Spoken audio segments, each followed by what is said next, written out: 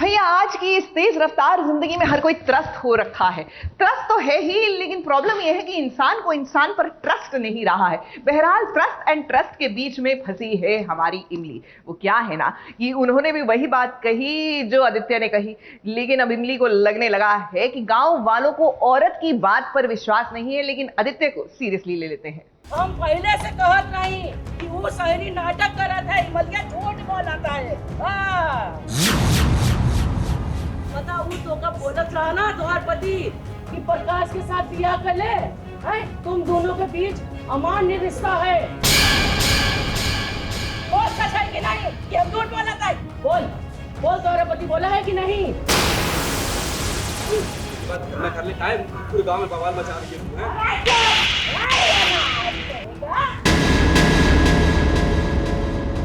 इमली की नानी जो हर वक्त ये सोचती रहती है कि कैसे आदित्य और इमली के बीच कोई ऐसी बात हो जिसे वो पूरे गांव वालों के सामने खोल कर रख दे। सो लीजिए, नानी की ये इच्छा पूरी हो गई है। आदित्य और इमली की बातें नानी ने गुपचुप से सुन ली है और उन बातों को अब गांव में चिल्ला चिल्ला कर बता रही है सबको। पता वो तो कब बोलत रहा ना तुम्हार पति कि प्रकाश के साथ बियाह कर ले, हैं? तुम दोनों के बीच अमान्य रिश्ता है।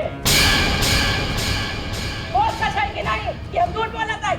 अब नानी को तो मौका चाहिए था राई का पहाड़ बनाने का। सो लीजिए, उसने बना दिया। इमली और आदित्य के बीच में पति पत्नी का रिश्ता नहीं है, ये सच जब गांव वालों के सामने नानी ने चिल्ला चिल्ला कर कहा तो भाई सबने यकीन भी कर लिया। अरे वो शहरी बाबू पहले दिन से ही जिम्मेदारी से भाग रहा है, तभी तो हम कदम उठाए पड़ी। वही तो। एक्चुअली अभी आदित्य मुझसे फिर से नाराज़ है।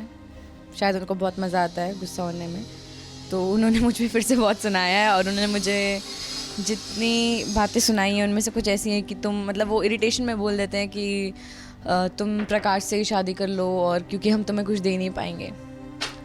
तो वो सब बातों के बाद आई थिंक फिर वही चीज़ नानी सुन लेती हैं, तो वो पूरे गांव में ढिंढोरा पीट रही हैं और वो चीज़ मतलब इमली जानती है कि ये सब बातें गुस्से में हुई हैं, ये सीरियसली आदित्य नहीं बोलेंगे। लेकिन रुकिए नानी जी, आपका सपना पूरा हो उससे पहले आदित्य जरूर आएगा अपनी इमली की बात रखने के लिए।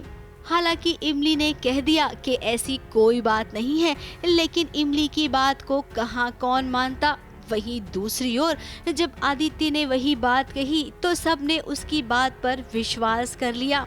इमली हमारी पत्नी है, इसके बाद इमली पर एक भी उंगली उठी तो उस हाथ को उठने लायक नहीं छोड़ेंगे हम।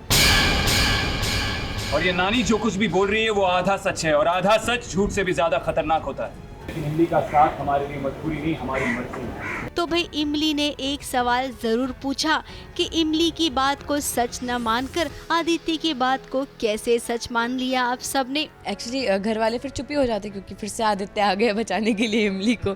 तो फिर इमली को पर ये चीज़ बुरी लग रही है कि मतलब इमली ने भी तो बोला कि यार ऐसा नहीं था कुछ, तो इमली की बात पे बिलीव क्यों नहीं किया गया, सिर्फ इनकी बात पे बिलीव कब क्यों कर लिया, जबकि इन्होंने तो कुछ सफाई भी नहीं दी कि मैंने इस पे गुस्सा किया। ऐसा उन्होंने कुछ भी नहीं बोला इससे रिलेटेड, जबकि इमली बोले जा रही थी कि हम में झगड़ा होता रहता है, ऐसा ऐसा उसने बना बना के बोल दिया, पर वो किसी ने बिलीव नहीं किया। तो इमली को ये चीज़ का बहुत हर्ट हुआ।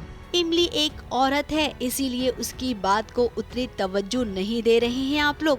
आखिर गांव में ऐसा कब तक होते आएगा? कोनो जादू है की बात जो तुम लोगों के सब मोहित कर दी, तो फिर एक ही बात तुम लोगों के ज्यादा सच कैसन लागत है? सिर्फ ये से कि शहरी है, ये से कि हमरे पति है, ये ही कारण से कि एक मर्द है। वो गांव वालों से पूछ रही है कि आखिर कब तक औरत को यहाँ पर दबाया जाएगा। अब भाई गांव वालों ये कान खोल कर सुन लीजिए, इमली अब शहरी लड़की हो गई है। ये गांव की रूढ़िवाद सोच को अब वो बदलना चाहती है और सही भी तो है। और देखना जब तक वो पगडंडिया में है और उसके आदित्य उसके साथ हैं, अपने गांव में वो जरूर एक नई सोच लाएगी। मुंबई से नेहा सावंत के साथ एबीपी न्यूज रिपोर्ट।